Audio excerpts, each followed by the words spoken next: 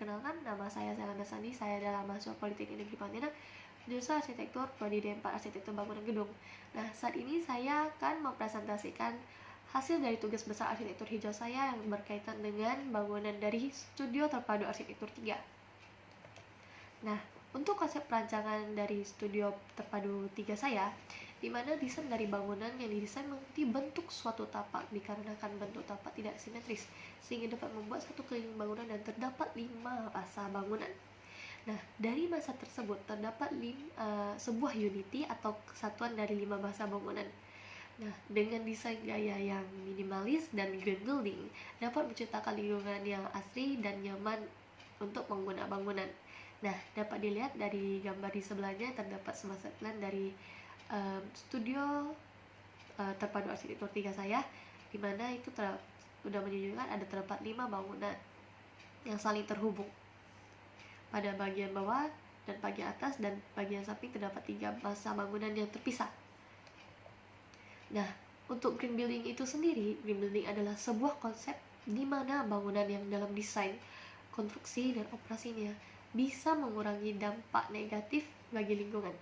Nah, green building juga mengharuskan supaya bangunan bisa memberikan dampak positif bagi lingkungan dan alamnya.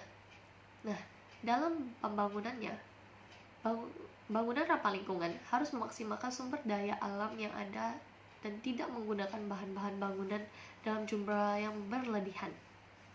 Setiap komponen yang ada pada bangunan harus saling berhubungan dan tidak ada bagian yang dibuat secara sia-sia. Nah, beberapa hal yang perlu diperhatikan dan dipenuhi saat membangun sebuah green building, yaitu di mana adalah penggunaan airnya dan sumber daya alamnya. Dan kedua adalah memanfaatkan energi yang terbarukan pada bangunan seperti memasang panel surya ataupun turbin udara. Nah, yang ketiga adalah langkah-langkah mengurangi polusi dan limbah. Nah, yang keempat adalah mempertimbangkan kualitas hidup penghuni yang menggunakan bangunan itu. Nah, yang kelima adalah desain bangunan dirancang supaya bisa beradaptasi dengan perubahan lingkungan. Nah, untuk manfaatnya, meningkatkan kualitas hidup, menghemat sumber daya air, mengurangi biaya operasional dan pemeliharaan bangunan, mengurangi jejak karbon dalam langkah untuk menyelamatkan lingkungan. Dan yang terakhir adalah bangunan bisa digunakan dalam waktu yang cukup lama. Nah, untuk kriteria dari green building, yang pertama adalah tepat guna lahan, yang kedua adalah efisiensi dan konservasi energi, yang ketiga adalah konservasi air, yang keempat adalah siklus dan sumber material, yang kelima adalah kesehatan dan kenyamanan dalam ruang, yang keenam adalah manajemen lingkungan dan bangunan. Nah, pada penerapan green building yang saya terapkan pada bangunan saya, di mana diterapkanlah sebuah solar panel. Nah, pada penggunaan solar panel sebagai sumber energi, di mana memanfaatkan panas cahaya matahari untuk menghemat. Nah, energi surya mampu berkontribusi untuk mengurangi pemanasan global. Nah, pada bangunan yang saya desain, saya memasang panel surya dengan daya puncak panel yang dipakai pada bangunan sebesar 100 watt. Nah, untuk penerapan green building selanjutnya adalah water ground tank, di mana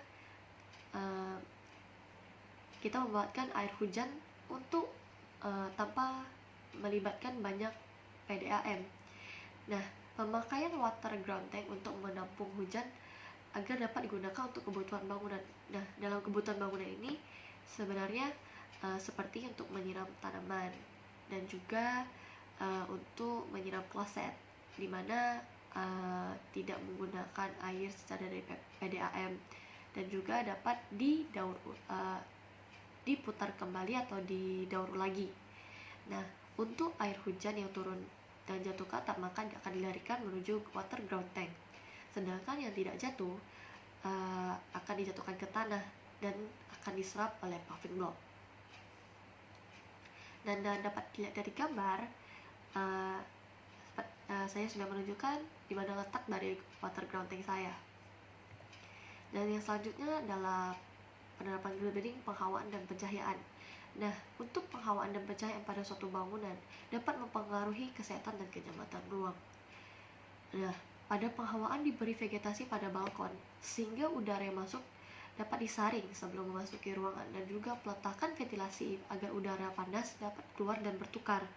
Nah, untuk pada vegetasi saya memilih lidah mertua, di mana manfaatnya menyerap karbon dioksida dalam jumlah besar dan dapat mengeluarkan oksigen.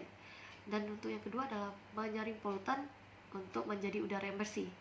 Nah, sedangkan untuk ventilasi, saya meletakkan ventilasi saya agak sedikit lebih atas dari jendela agar dimana udara yang panas yang menguap itu dapat keluar langsung dan dapat tukar dengan udara yang di luar, agar kita mendapat penghuni yang berada di dalam bangunan dapat menggunakan atau merasakan udara baru.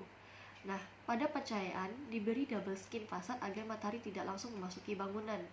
Nah, pada gambarnya saya menerapkan ini adalah double skin fasad di mana menggunakan profile. Dan juga double skin fasad ini dapat digunakan untuk memaksimalkan cahaya masuk agar tidak cahaya matahari langsung masuk ke dalam bangunan atau ruang, agar pengguna atau penghuni bangunan tidak merasa kepanasan ataupun terlalu kebanyakan cahaya yang masuk. Nah, sekian dari presentasi dari saya mengenai tugas besar dari arsitektur hijau. Sekian dan terima kasih.